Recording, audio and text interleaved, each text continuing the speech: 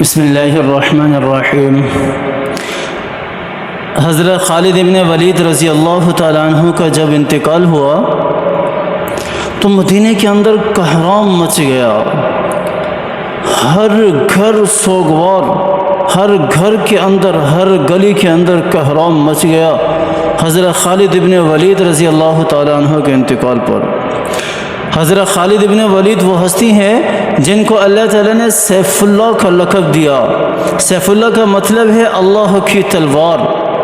اور جب حضرت خالد ابن ولید رضی اللہ تعالیٰ عنہ کو یہ لقب ملا تو حضرت خالد ابن ولید سمجھ گئے کہ مجھے شہادت کا رتبہ نہیں ملے گا، مجھے شہید نہیں کیا جائے گا۔ اور اللہ تعالیٰ کے اس لقب پر خوش بھی بہت ہوئے اور غمزدہ بھی ہوئے کہ شہادت جیسی عظیم نعمت مجھے نہیں ملے گی۔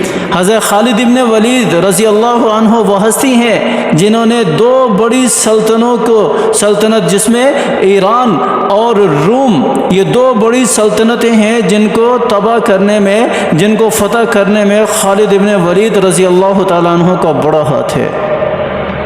حضرت خالد ابن ولید رضی اللہ تعالیٰ عنہ کے بارے میں صحابہ اکرام رضوان اللہ علیہم اجمعین گواہی دیتے تھے کہ جب ہم شام اور عراق میں جہاد کر رہے تھے تو کوئی بھی جمعہ ہم ایسا نہیں پڑھتے تھے کہ اس سے پہلے ہم نے کسی شہر کو فتح نہ کیا ہو، اس سے پہلے ہم نے کسی شہر کو فتح نہ کیا ہو۔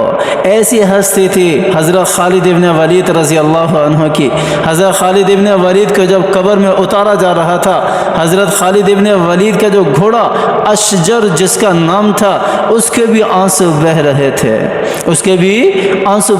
تھے، اور حضرت خالد ابن ولید جتنا بھی مال حضرت خالد ابن ولید رضی اللہ تعالیٰ عنہ کے حصے میں آیا، سارا کا سارا اللہ کے راستے میں خرچ کر دیا، کچھ بھی اپنے پاس نہیں رکھا، سوائے تلواروں کے، سوائے نیزوں کے، سوائے اسلحے کے، اور کچھ بھی حضرت خالد ابن ولید رضی اللہ تعالیٰ عنہ کے پاس نہیں تھا۔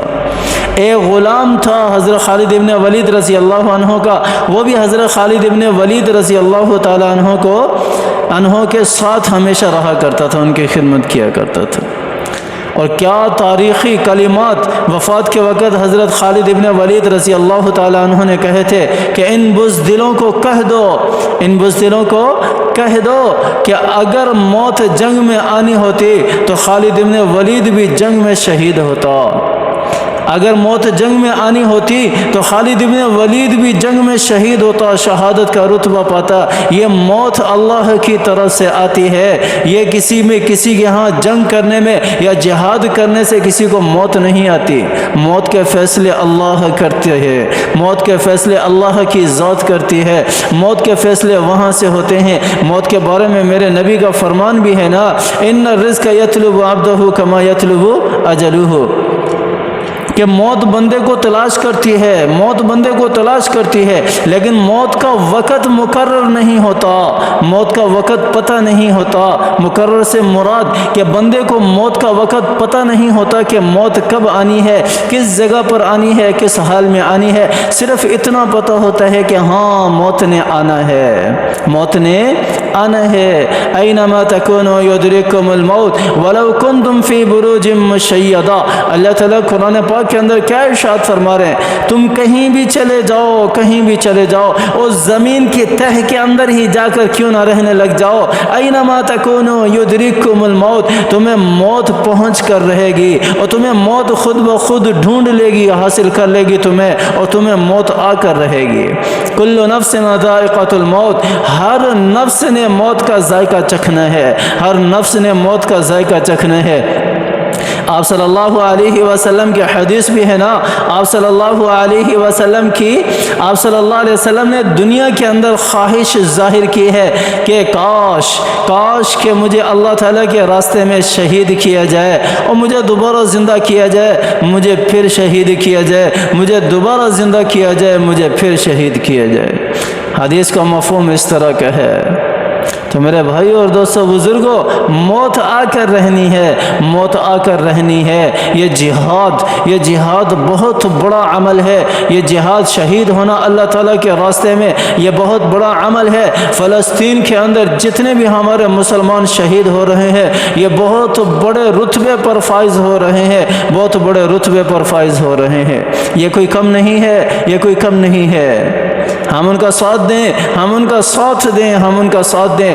دعاؤں کے لیے ہاتھ اٹھا کر ان کے لیے دعائیں مانگیں، ان کے لیے دعائیں مانگیں، اور ان کے مخالفین دشمن جتنے بھی ہیں ان کے ہر چیز کا بائیکاٹ کر کے ہم ان کا ساتھ دیں۔ وہ ہمارے مسلمان ہیں۔ میرے آقا حضرت محمد مصطفیٰ صلی اللہ علیہ وسلم کی حدیث ہے نا، کیا فرمایا آپ صلی اللہ علیہ وسلم نے؟ آپ صلی اللہ علیہ وسلم نے فرمایا کہ المسلم کا جسد واحد، اس طرح کے الفاظ ہے مفہوم کہ مسلمان کی مثال جتنے بھی کائنات کے اندر ہیں ایک جسم کی مانند ہے۔ اذا اشتكى عينه اشتكى كله، اذا اشتكى كله اشتكى كله۔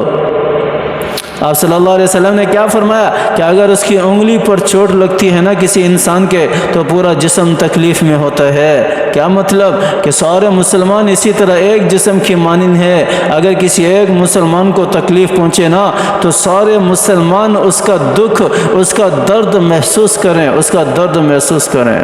آج تو ہم مزے کی نیند سو رہے ہیں، سکون سے اپنی زندگی گزار رہے ہیں، کوئی فکر ہی نہیں ہے اپنے مسلمان بھائی کے لیے، بلکہ ہمارے تو یہ جو ریلیٹیو ہیں، جو قریبی ہیں، جو بزنس میں یا کسی بھی لحاظ سے، ہم تو ان کے بھی پاؤں کاٹنے پہ تلے ہوئے ہیں، ہم تو ان کے بھی دشمن بنے ہوئے ہیں، ہم تو ان کے بھی حقوق پامال کر رہے ہیں۔ ہم نے دوسرے مسلمانوں کو کیا یاد کرنا ہے اپنی دعاؤں میں؟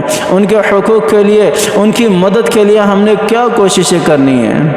تو میرے بھائیوں دوستوں بزرگوں، آ جائیں اللہ کی طرف، آ جائیں اللہ کے قرآن کی طرف، آ جائیں اللہ کے رسول کی طرف، آ جائیں۔ یہی ہے ہماری زندگی، اصل یہی ہے۔ دنیا میں تو ہم عارضی ہیں نا، ایک مسافر کی طرح ہے۔ جس طرح مسافر اپنی منزل پر پہنچ جاتا ہے، اس کا سفر ختم ہو جاتا ہے، ہم بھی جب اپنی موت کو پہنچ جائیں گے ہمارا بھی یہ دنیا کا سفر ختم ہو جائے گا، اور جو ہمیشہ کا سفر ہے، جو ہماری اصل حقیقتاً منزل ہے، اس منزل کی فکر کریں، اس کی تیاری کریں۔ اللہ تعالیٰ مجھے بھی سمجھ عطا فرمائے، آپ کو بھی سمجھ عطا فرمائے، اللہ تعالیٰ ہمیں عمل کرنے کی توفیق عطا فرمائے۔ آمین ثم آمین، وآخر دعوانا ان الحمد للہ رب العالمین۔